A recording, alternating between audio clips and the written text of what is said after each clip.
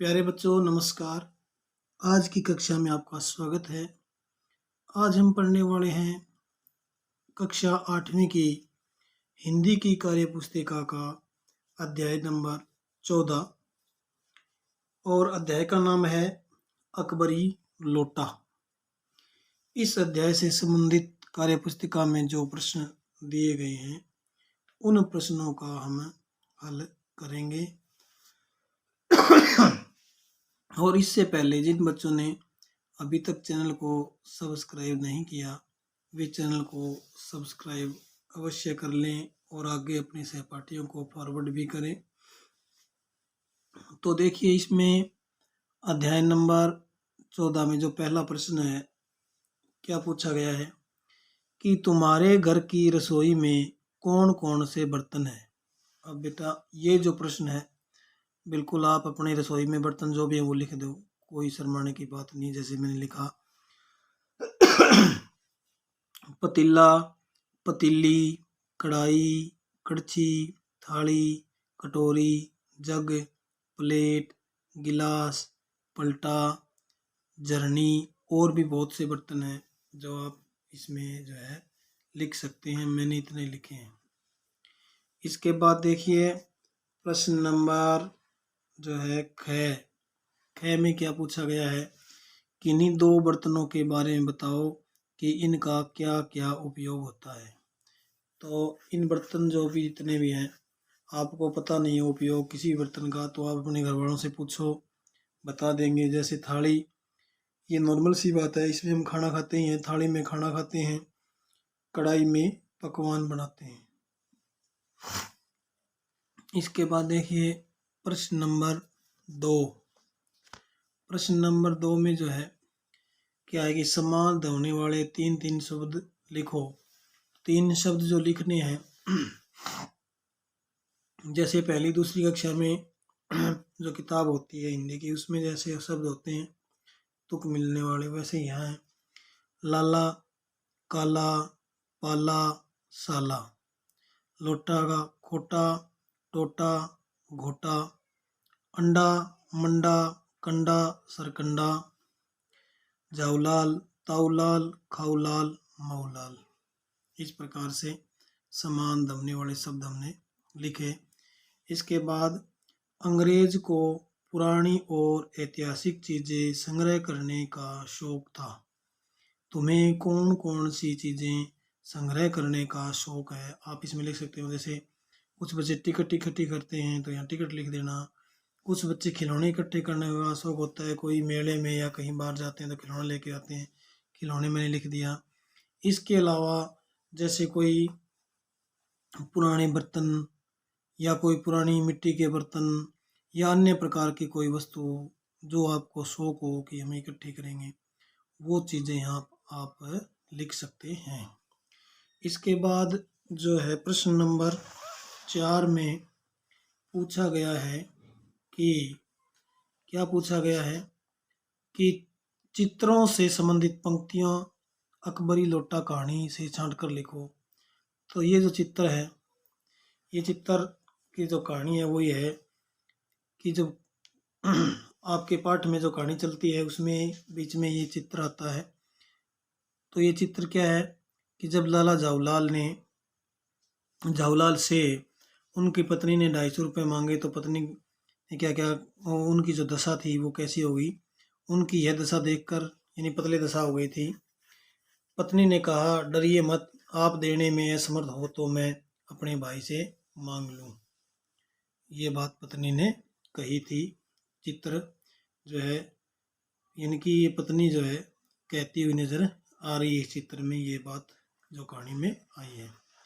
इसके बाद देखिए आगे जो चित्र है ये कब का है कि ऊपर से लोटा नीचे गिरा, उस जो है अधिकारी के पैर में चोट आई, तब जाऊलाल ने बिलवासी ने उनको बैठाया। उस वक्त का है कि फिर आंगन में कुर्सी रख कर उन्होंने साहब से कहा आपके पैर में शायद कुछ चोट आ गई है, अब आप आराम से कुर्सी पर बैठ जाइए। साहब बिलवासी जी को धन्यवाद देते हुए बैठ गए। बिलवासी जी आ गए थे, उन्होंने उनको समझा करके बिठाया। तो यही संदर्भ है इसमें। इसके बाद देखिए आगे जो है अगला जो प्रश्न है उसमें क्या दिया गया है। ये बड़ी एक मज़ेदार सी कहानी है। कुछ खालिस्तान मैंने भर दिए हैं, चलो आपको पढ़ के बताता हूँ। है क्या कि नीचे लिखे गद्यांश को पहले 2 बार पढ़ो, ध्यान से पढ़ो, और तीसरी बार पढ़ते समय हर खालिस्तान पर एक उपयुक्त शब्द भरो। ध्यान रहे कि एक खालिस्तान में केवल एक ही शब्द भरना है, उस शब्द को रिपीट नहीं करना और कहानी पूरी करनी है। तो ये जो है 8वीं कक्षा के लिए जो भिवानी बोर्ड ने सिलेबस डाला था उसमें है कहानी लेखन या कहानी पूर्ति लेखन। तो उसके तहत इस प्रकार एक कहानी बनाई हुई है, खालिस्तान दिए हुए हैं।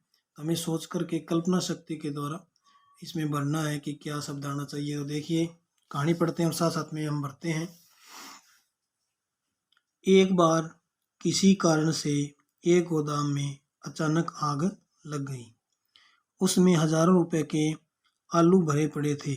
उस गोदाम का मालिक अपना माल खालिस्तान देख, यानी मैंने लिखा है इसमें जलता हुआ देख, अपना सिर पीटता। एक तरफ गोदाम जल रहा था, उसने सिर जो है पीट रहा था वो, और एक तरफ गोदाम जल रहा था। ये मैंने लिखा इसमें गोदाम जल रहा था। पास पड़ोस के लोग आग बुझाने का, इसमें जो 3 नंबर खालिस्तान है इसमें मैंने लिखा है का, प्रयत्न कर रहे थे। संयोग से खालिस्तान समय, यानी उस समय, संयोग से उस समय उस रास्ते से गोपाल भांड 5 नंबर में है, वहाँ से निकले। वहाँ से निकले, वे किसी काम से कहीं जा रहे थे। इसमें क्या आएगा, जा। सामने गोदाम जलता देखकर खालिस्तान, यहाँ आएगा थोड़ी देर।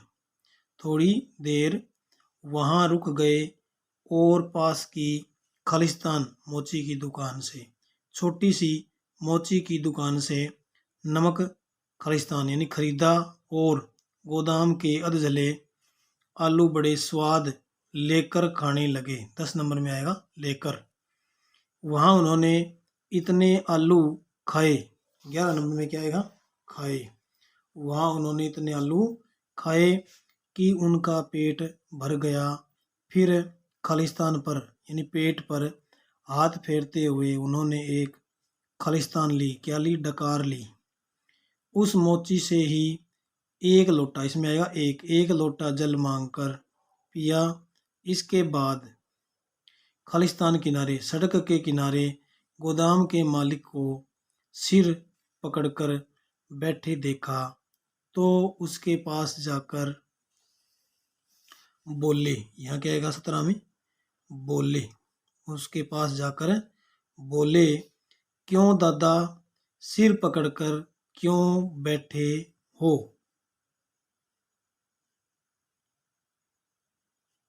इसमें आएगा हो, सिर पकड़कर क्यों बैठे हो। आगे आएगा, यह क्या वो इस तरह मुंह लटकाकर बैठने का समय है। इसमें आएगा बैठने का समय है। गोदाम का मालिक खालिस्तान बोला। इसमें हम कह सकते हैं झल्लाकर। झल्लाकर मतलब खींच कर। झल्लाकर बोला, जिसका जाता है वही जानता है। इसमें आएगा है। मुझे क्या करना चाहिए और क्या नहीं। इसमें आएगा नहीं। इसे तुम्हारे जैसे पेटू नहीं समझेंगे। खालिस्तान पेट भरने से कोई कोना खाली। यहाँ आएगा आलू। आलू से पेट भरने से कोई कोना खाली रह गया हो तो रह गया। इसमें आएगा रह गया हो तो 25-50 आलू और खा लो और अपना रास्ता नापो। गोपाल भांड 26 नंबर में खालिस्तान गए कि समझ, इसमें आएगा समझ। गोपाल भांड समझ गए कि गोदाम के मालिक को उसका आलू खाना, इसमें आएगा उसका। कोई भी शब्द रिपीट नहीं हुआ, इसमें नहीं होना चाहिए। उसका आलू खाना बिल्कुल अच्छा नहीं लगा।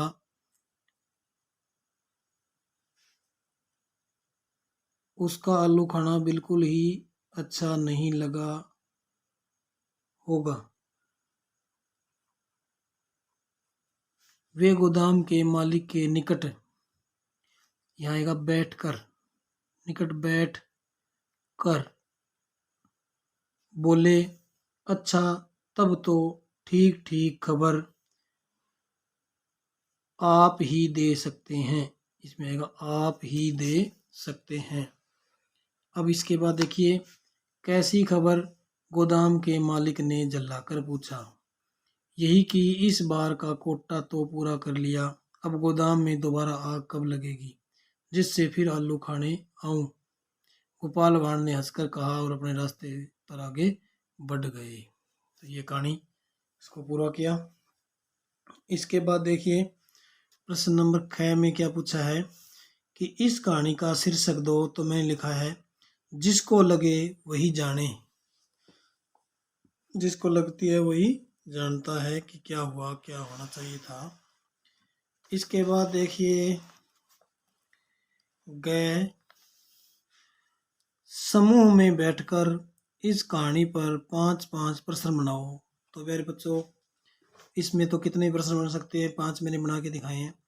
अचानक गोदाम में क्या हो गया, यानी अचानक गोदाम में क्या हुआ। गोपाल भांड ने क्या खाया, गोपाल भांड ने नमक कहाँ से लिया। मोची से लेकर भांड ने क्या पिया, और आग में कितने रुपए के आलू जले। और भी अनेक प्रश्न इसमें से बन सकते हैं। तो ये प्रश्न मैंने बनाए। इसके बाद देखिए प्रश्न नंबर, इसका गह भाग जो है, इन प्रश्नों को समूह में अदल बदल कर इनके जवाब लिखो। अब इन प्रश्नों के जो जवाब है वो आपको लिखने हैं, कहानी में से छांट लेना और लिख देना। इसके बाद आगे अड़ा जो भाग है उसमें क्या करना है, देखिए इस कहानी में से मुहावरे छांटो और इनके अर्थ लिखकर वाक्य में प्रयोग करो। तो मैंने लिखा है सबसे पहले सिर पीटना, यानी बुरी तरह से रोना। व्यापार में नुकसान होने पर व्यापारी सिर पीट कर रोता है। ठीक है, तो ये जो है मुहावरा इस प्रकार से लिखना है। और इसी के साथ आज की कक्षा में हमने इस अध्याय का अध्ययन कर लिया, हल कर लिया। धन्यवाद।